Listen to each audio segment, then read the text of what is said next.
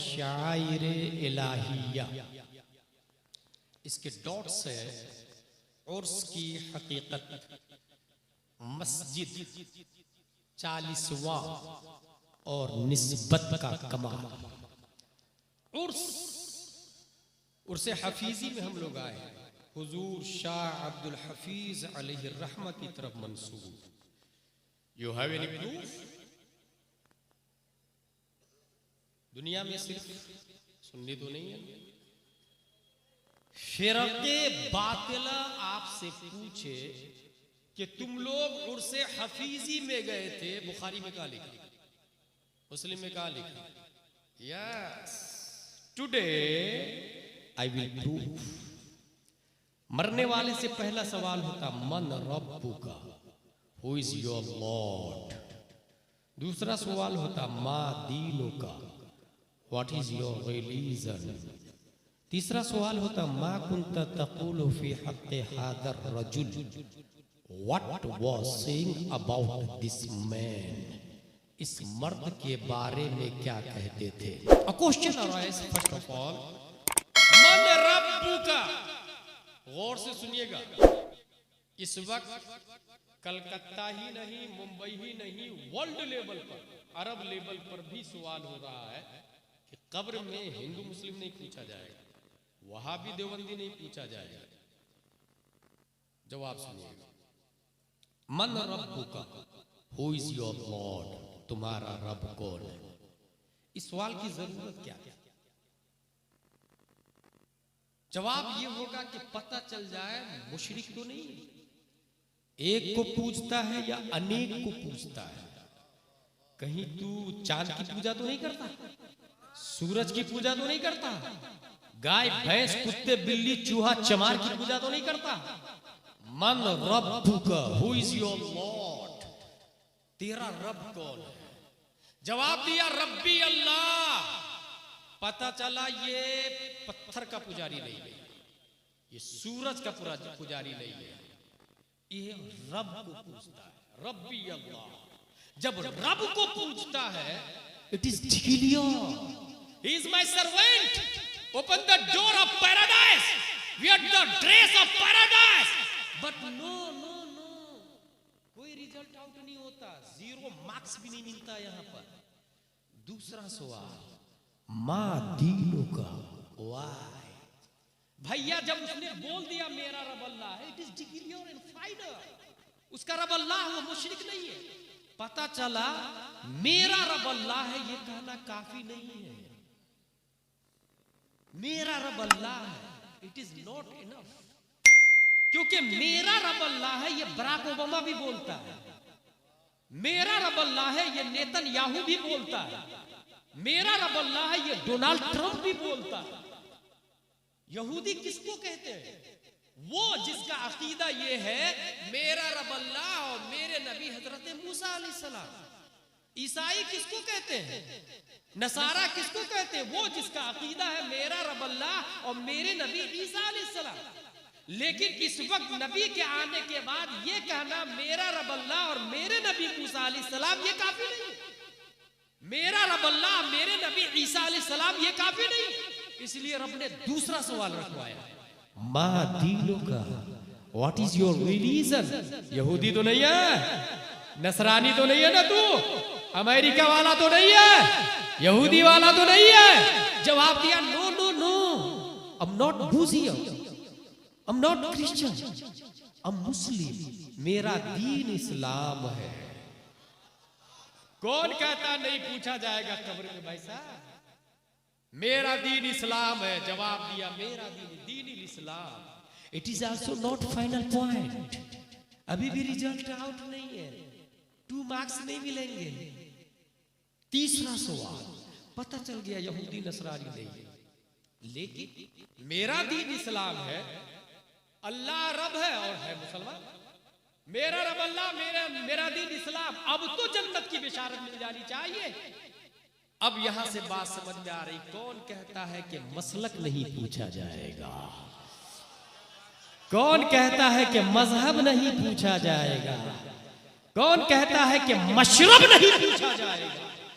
मेरा दीन इस्लाम में तो सब इंक्लूड था ना, मेरा दीन इस्लाम है, तीसरे सवाल की जरूरत ही नहीं थी, मगर रब ने तीसरा सवाल रखवाया, पूछ मा कुन्ता तक़ूलु फी हक़ हाज़ा रजुल। जानते हैं क्यों?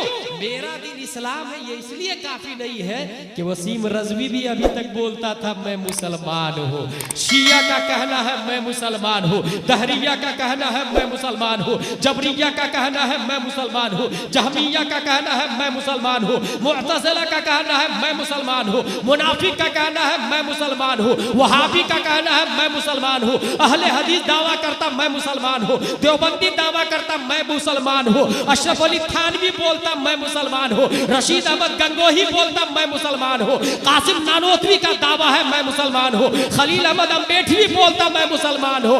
रब्बे कदीर ने तीसरा सवाल रखवाया, क्योंकि अपने आप को तो मुनाफिक भी मुसलमान कह रहे थे, इसलिए तीसरा सवाल, what was saying about this man, मा कुन्ता तक़ूलु फी हक़ हाज़ा रजुल, इस मर्द के बारे में, और हादा इसमें इशारा, इट इज नॉट फॉर वे, यह करीब दूर के लिए नहीं है, यह करीब के लिए आता है।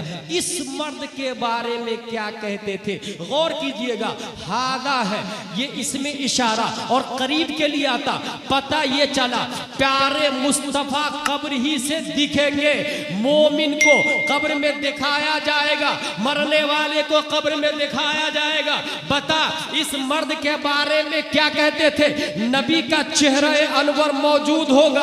अब दिमाग को रोकिएगा जरा, इस मर्द के बारे में क्या कहते थे, इस सवाल का जवाब कौन देगा? मुसलमान कहलाने वाले 1.5 अरब से ज्यादा पब्लिक है, इस सवाल का जवाब कौन देगा? जबकि हदीस बोलती है सतफ्तरिकु उम्मती अला 73 कुल्लुहा फिन्नार इल्ला वाहिदा, मेरी उम्मत 73 फिरकों में बढ़ जाएगी, एक फिरका जन्नती है, बकिया 72 जहन्नमी है। तौहीद और रिसालत के शहदाइयों, जो इस सवाल का जवाब देगा वही फिरक़े नाजी होगा, जो इस सवाल का जवाब देगा वही जन्नती होगा, जो इस सवाल का जवाब देगा वही ओरिजिनल मुवहिद भी होगा, वही ओरिजिनल मोमिन भी होगा, वही ओरिजिनल मुस्लिम भी होगा। ये सवाल ऐसा सवाल है जो तमाम सवालों का जामे है। ये तीसरा सवाल और फाइनल सवाल हो रहा है, इस सवाल का जवाब कौन देगा? आप जरा सोचिए, अव्वले नजर में तो दिमाग हमारा ये कहता है इस सवाल का जवाब वही देगा जो सुन्नी सहीहुल अकीदा होगा, जो सुन्नी सहीहुल अकीदा होगा, क्योंकि पहले सवाल के जवाब ने मुशरिक को छाट दिया, दूसरे सवाल के जवाब ने यहूदी नसरानी को छाट दिया, और ये तीसरा सवाल वहाबी देवबंदी को छाट देता है, मुनाफिक को छाट देता है। लेकिन दलील तो होनी चाहिए ना, हाँ है ना मेरे पास दलील, गुलाम जिलानी अज़हरी बोल रहा है, दलील है हमारे पास, कोई लफ्फ़ाज़ खतीब भी नहीं बोल रहा है और कोई नाज़रा खा खतीब भी नहीं बोल रहा है। अल्हम्दुलिल्लाह हमने बुखारी पढ़ी है, वो भी हुजूर मुहद्दिस कबीर से पढ़ी है, मुमताजुल फुक़हा से पढ़ी है, हुजूर अल्लामा ज़ियाउल मुस्तफ़ा से पढ़ी है, अकाबिरीन की बारगाह में ज़ानी अदब तय किया है हमने भी। ये तीसरे सवाल का जवाब कौन देगा, जरा इसको सुने। दुनिया के अंदर प्यारे मुस्तफ़ा सल्लल्लाहु तआला अलैहि वसल्लम हमारी हिदायत के लिए तशरीफ लाए, आप इरशाद फरमाते हैं मन सल्ला अलैया यौमल जुमुअह औ लैलतल जुमुअह क़दल्लाहु लहु मिन हाजा 70 मिन हवाइजिल आखिरह व 30 मिन हवाइजिद दुनिया थुम्मा युअक्किलुल्लाहु बिज़ालिका मलका इला आखिर। जो शख्स यौमे जुमा या शबे जुमा दुरूद शरीफ पढ़ता नबी पर, रब्बे कदीर 100 हाजतें पूरी फरमाता है, 30 दुनिया की 70 आखिरत की। सिर्फ इतना ही नहीं, आगे देखिए वो मुस्तफ़ा इरशाद फरमाते हैं एक फरिश्ता को अल्लाह मुतअय्यन करता और वो दुरूद शरीफ लेके बारगाहे मुस्तफ़ा में ऐसे पेश करता है जैसे पब्लिक अपने राजा को गिफ्ट दिया करती है। और नबी फरमाते हैं वो उसब्बितुहु इंदी फी सहीफतिन बैदा, फरिश्ता आकर के सिर्फ ये नहीं कहता ये दुरूद शरीफ फला इंसान ने पढ़ा, बल्कि हदीस का लफ्ज ये है वो युखबिरुनी मन सल्ला अलैया बिस्मिही, फरिश्ता दुरूद पढ़ने वाले का नाम भी बताता है, व नसबिही, उसका उसका बाप दादा परदादा का नाम बताता है। इला अशीरत ही, खानदान दर खानदान का नाम लेता है। अशीरा का भी लफ्ज है, नसब का भी लफ्ज है और इस्म का भी लफ्ज है। इस्म नाम को कहते हैं, नसब खानदान को कहते हैं और अशीरा खानदान दर खानदान को कहते हैं। मतलब ये निकला कि नबी की बारगाह में दुरूद पढ़ने वाले का नाम, बाप दादा का नाम, परदादा लकड़दादा छकरदादा हकरदादा, दादा के परदादा लकड़दादा के नाम के साथ पेश किया जाता। अब नबी फरमाते हैं उस पढ़ने वाले का, उस दुरूद शरीफ को मैं सफेद रजिस्टर में महफूज कर लेता हूँ। अब यहीं से पता चला दुरूद शरीफ पढ़ने वाले का नाम भी महफूज हो गया कि ये फला इंसान है। न्यूरा का फॉर एग्जाम्पल फला शख्स है, उसके बाप का नाम ये, दादा का नाम ये, परदादा का नाम ये, लकड़दादा का नाम ये। और गुलाम जिलानी अजहरी लिखता है इसलिए कि न्यूरा शरीफ में उर्से हफीजी में जाऊंगा, देख के तकरीर करूंगा। लेकिन नबी क्यों लिखते हैं, नबी क्यों महफूज करते हैं? नबी को लिखने की जरूरत नहीं है और नबी ने नहीं जिंदगी में कुछ लिखा है, सिर्फ लिखवाया है। अल्लामा अरशदुल क़ादिरी अलैहि रहमा फरमाते हैं नबी ने पूरी जिंदगी में एक कलिमा लिखा है और उस कलिमा का नाम है अब्दुल्लाह। सुलह हुदैबिया के मौके पर सिर्फ एक बात लिखी है अब्दुल्लाह, और ये वो शख्स जिसने कभी कलम नहीं पकड़ा। अब्दुल्ला इतना खूबसूरत लिखना, ये लिखना भी करामत है और ना लिखना भी करामत है। नबी का लिखना भी मौजज़ा है और ना लिखना भी मौजज़ा है। तौहीद और रिसालत के शहदाइयों, वो नबी कहते हैं मैं सफेद रजिस्टर में महफूज कर लेता हूँ। अब ये नबी ने जो लिखा, वो हिफाजत जो की नबी ने, ये काम किसके आएगा? नबी के नहीं, नहीं, वो तो मुख्तार है, हम मोहताज है। पता ये चला हमें जरूरत पड़ेगी। नबी की फाइल में हमारा नाम है, हमारे बाप का भी नाम है, दादा का भी नाम है, परदादा का भी नाम है, वो हमारी जरूरत के लिए है। अब हमें जरूरत कहाँ पड़ेगी?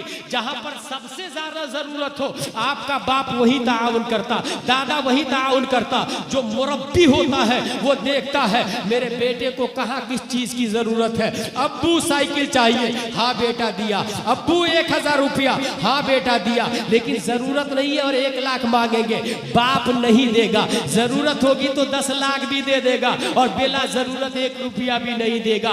पता ये चला हमें जहां जहां जरूरत पड़ेगी बाप देते हैं, तो उम्मत को जहां जहां जरूरत पड़ेगी नबी वो फाइल पेश कर देंगे, वो रजिस्टर पेश कर देंगे। हमने जरूरत को तलाशा कि कहां हमारी जरूरत है, तो सबसे ज्यादा जहां हम हाजतमंद है वो एक जगह स्टार्टिंग में नजर आती है और वो है कब्र शरीफ। वो है कब्र शरीफ। कब्र में हर शख्स जरूरतमंद होगा। इसीलिए इमाम इश्क़ो मोहब्बत, अच्छे रजा, प्यारे रजा, आशिक रजा, फाजिल रजा, मुजद्दिद रजा, मुहक्किक रजा, अल्लाह की रजा, सहाबा की रजा, इमाम अहमद रजा खां इस मंजर कशी की इस मंजर को कशते हैं तो इरशाद फरमाते हैं खड़े हैं मुनकर नकीर सर पर, न कोई हामी न कोई यावर।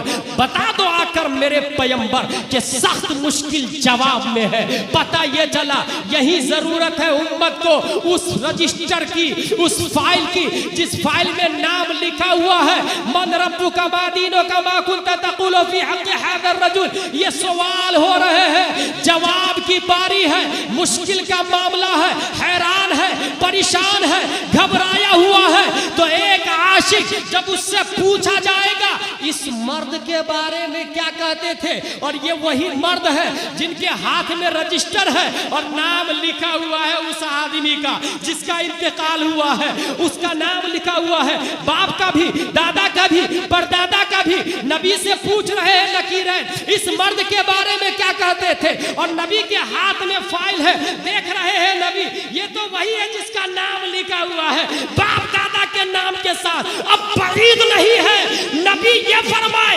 नकीरैन इनसे ना पूछो मैं कौन हूं, मुझसे पूछ लो ये कौन है।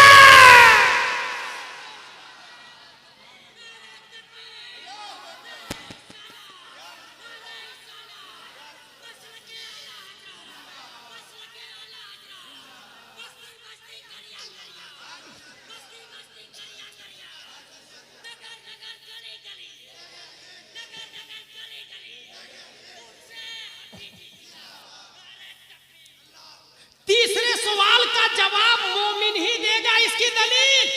आपने सुना नहीं हदीस शरीफ में क्या आया?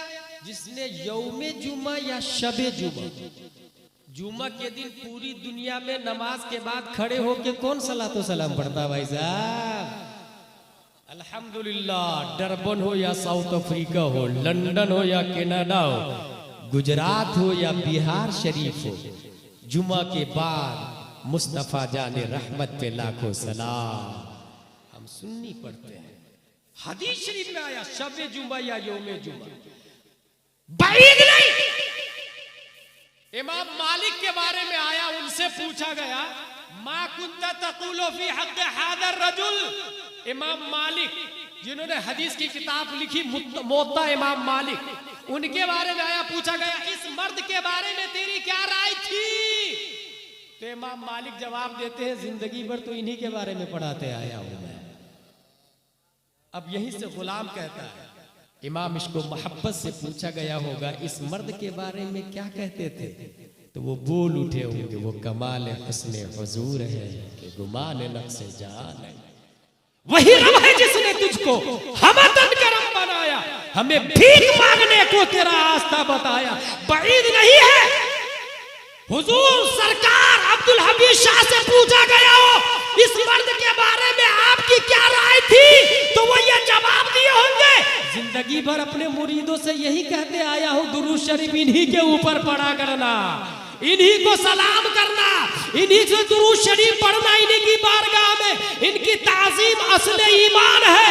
और जब आपने पहचान लिया नबी की फाइल में आपका नाम लिखा हुआ है, तो फिर मुस्तफा इरशाद फरमाएंगे बंदा आजाद शुदा है ये हमारे दर का, कैसा लेते हो हिसाब, इस पे तुम्हारा क्या है? फिर मुझे दामने अक़दस में छुपा ले सरवर और कहे चलो हटो, इस पे तकाजा क्या है?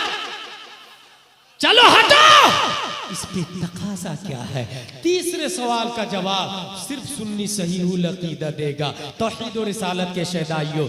इसलिए कब्र में पूछा जाएगा, ये इशारतुन नस से साबित हो गया कि कब्र में सुन्नियत के बारे में पूछा जाएगा, क्योंकि सुन्नी ही जवाब देगा। मदलूल से दलील, मसनू से साने पर भी दलील हासिल की जाती है, जैसे साने से मसनू पे दलील हासिल की जा सकती है। तौहीद और रिसालत के शहदाइयों, ये तीसरे सवाल का जवाब दे दिया, तब आवाज आएगी नम कनौमतिल अरूस, ये उर्स आ गया, सो जा जैसे दुल्हन सोती है। अरूस ये अरबी लफ्ज है मुश्तक, और एक है मस्दर और एक है जामिद। जामिद वो है जो ना किसी से बना हो ना उससे कोई बने, मस्दर वो है जो उससे दूसरे लफ्ज बने, जैसे क्रिकेट से क्रिकेटर, ये क्रिकेट मस्दर हो गया, क्रिकेटर मुश्तक हो गया। इल्म से आलिम, उर्स से अरूस, उर्स मस्दर है, अरूस मुश्तक है। पता ये चला उर्स का लफ्ज आया है इश्तिकाकी सूरत में हदीस के अंदर, मगर यहीं से ये बात जरूर समझ में आ गई है कि उर्स उसी का होगा जो तीनों सवालों का जवाब दे दिया हो। अब बात समझ में आई, वहां भी देवबंदी का उर्स क्यों नहीं होता? क्योंकि तीनों सवालों का जवाब नहीं दिया है। तीनों सवालों का जवाब हुजूर अब्दुल हफीज शाह ने दिया है, इसलिए उर्स हफीजी में हम लोग मौजूद हैं और कयामत तक उर्स हफीजी में हम लोग शामिल रहेंगे। याद रखें, उर्स के लिए तीनों सवालों का जवाब देना जरूरी है। बुनियादी तौर से मैंने 2 लाइन बताई, इस 2 लाइन के हवाले से एक फर्क सुनते चले। ये लोग पढ़ते कहाँ से हैं? सीबीएसई पैटर्न किताबों में लिखा हुआ है, हम लोगों के 98% बच्चे सीबीएसई पैटर्न पढ़ रहे हैं, इंग्लिश मीडियम पढ़ रहे हैं। इंग्लिश मीडियम 98% बच्चे हमारे इंग्लिश मीडियम पढ़ रहे हैं। वो कहाँ लिखा हुआ होता है? कागज पर। बुनियादी फर्क देखिएगा दोनों के अंदर, अलिफ बा ता सा और ABCDEFGH के अंदर। जिस वक्त मुजफ्फरपुर का कलेक्टर सीबीएसई पैटर्न पढ़ रहा था, पटना का कलेक्टर, दुनिया का कलेक्टर, शहरों का कलेक्टर, पढ़ने के बाद क्या किया भाई साहब? जिस वक्त वो 5वीं में जाता है, उसके पेरेंट्स नर्सरी से लेकर 5वीं तक की पुस्तक को एक जगह जमा करके ठेला वाले को बुलाता है। भाई साहब किलो के भाव में वो ठेला वाला ले लेता है, बदले में कुछ भी दे देता है। फिर उसका करता क्या है, कभी आपने नोट किया?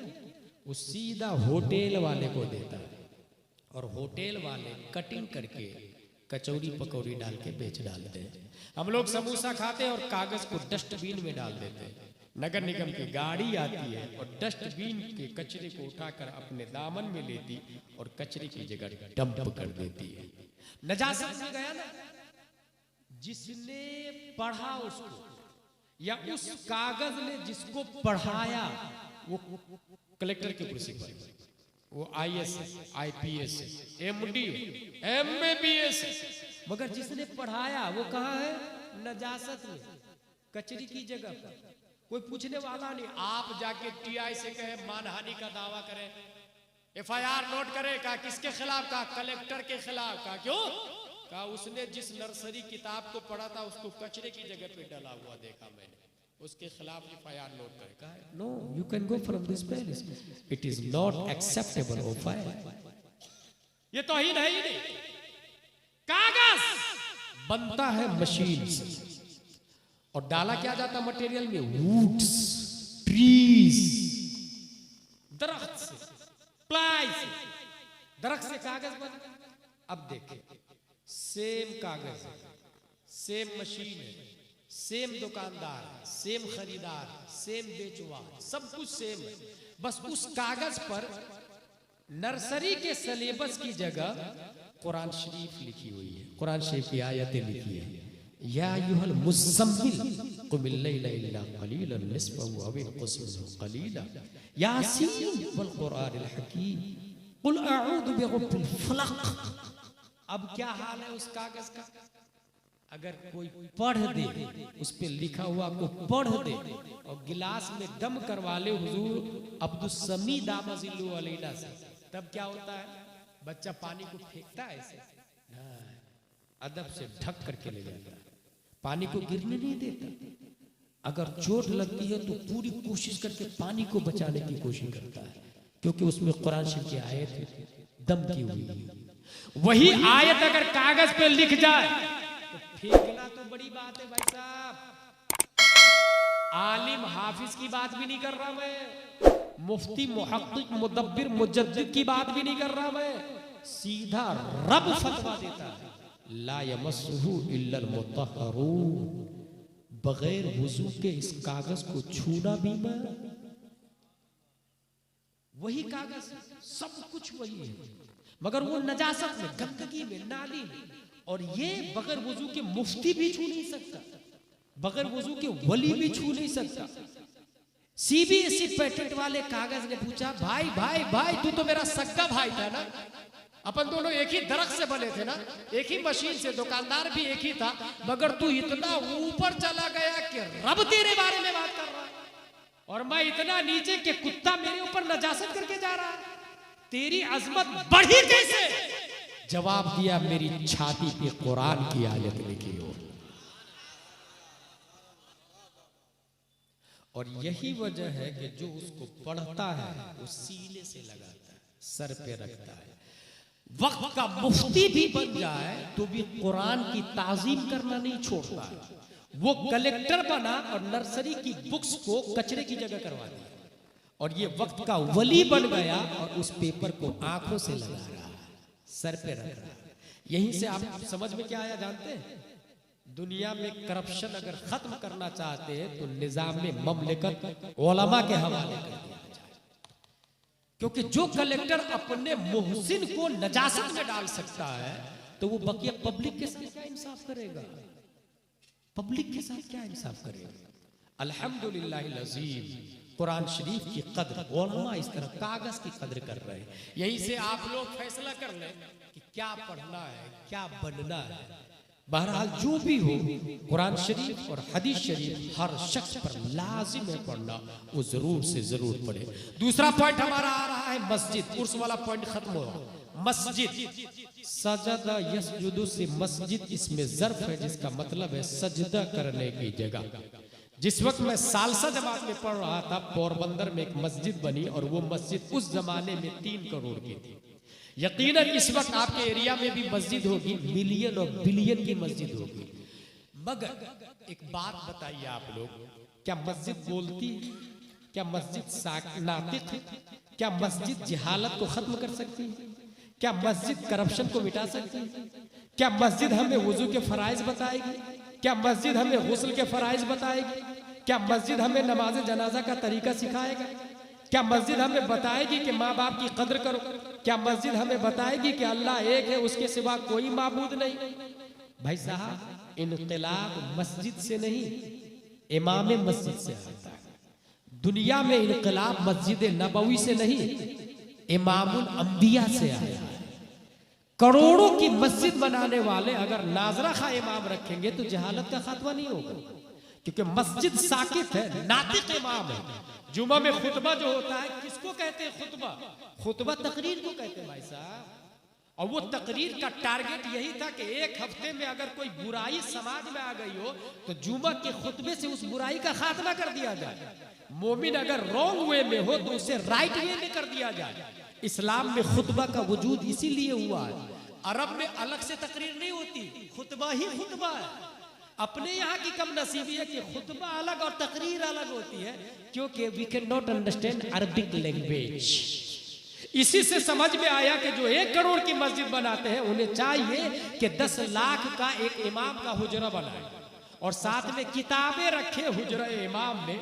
इमाम हाफिज 10,000, आलिम 20,000, मुफ्ती 80,000, मुजद्दिद उससे भी ज्यादा, काउंटलेस। BUMS MBBS MD की फीस अलग हो सकती है, DM की फीस अलग हो सकती है, फिर हर कुर्ता पजामा टोपी वाला मौलाना ही क्यों होगा? उनकी तनख्वाह एक जैसी क्यों होगी?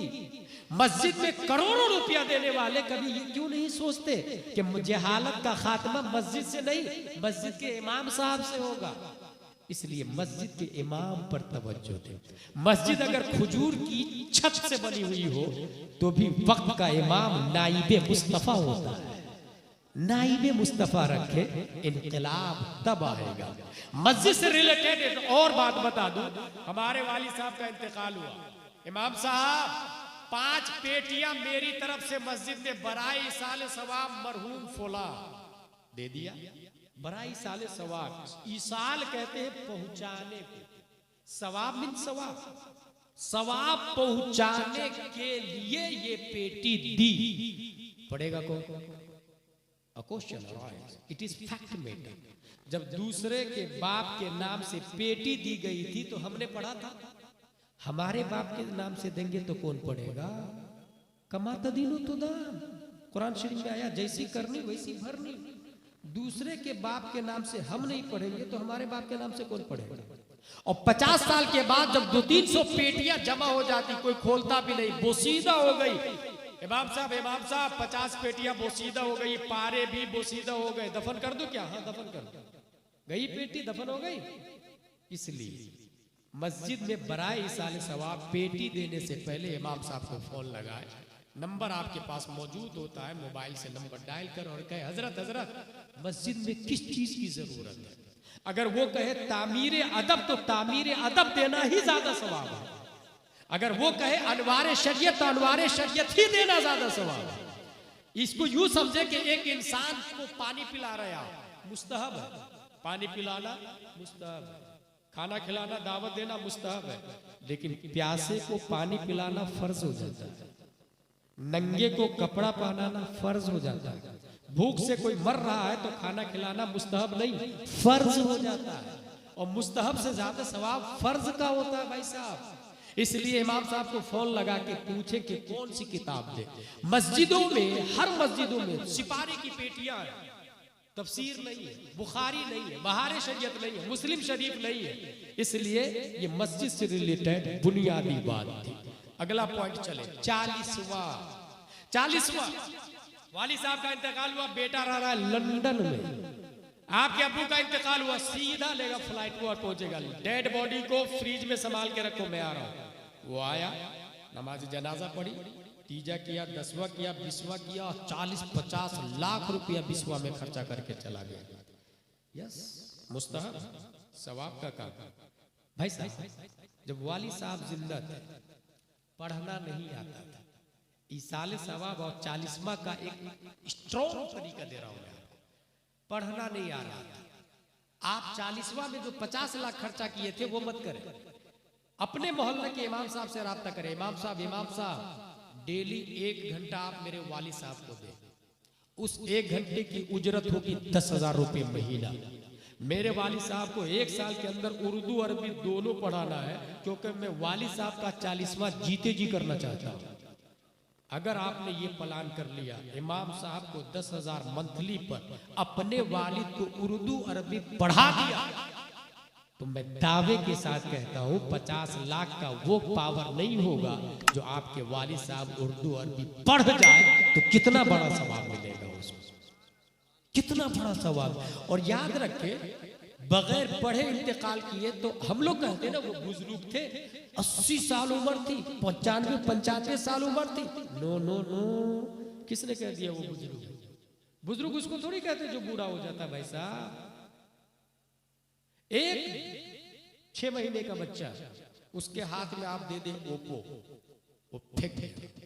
आईफोन थ्रू अवे, डायमंड नाली में, गोल्डन नाली में, गोल्ड नाली में, अंगार पकड़ेगा मुंह में रखा।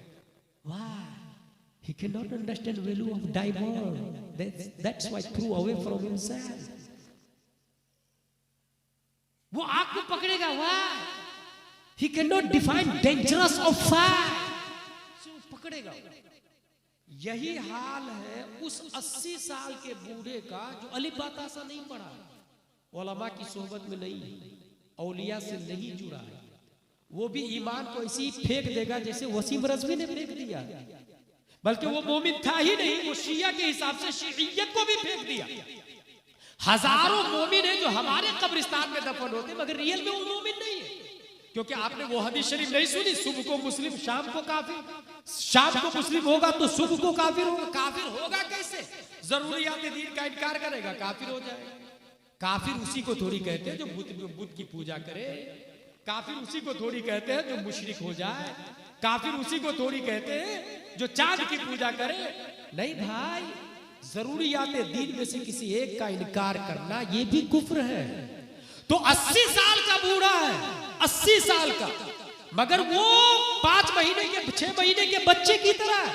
वो ईमान जो करोड़ों डायमंड से अफजल है वो फेंक देगा, क्योंकि वैल्यू नहीं जानता वो ईमान की। ईमान की वैल्यू जानता तो बिलाल हबशी की तरह मजबूत रहता, ईमान की वैल्यू जानता तो मुजद्दिद अल्फसानी की तरह मजबूत रहता।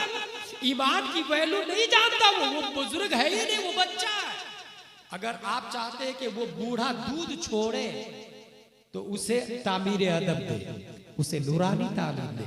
ये सरनल कुरान पढ़ा, अब वो दूध छोड़ा, उम्र है 95 साल, दूध अभी छोड़ा। अनवार शरीयत पढ़ा, अब वो बड़े हुए। जिस दिन बहार शरीयत पढ़ा ना, तब वो बालिग हुए।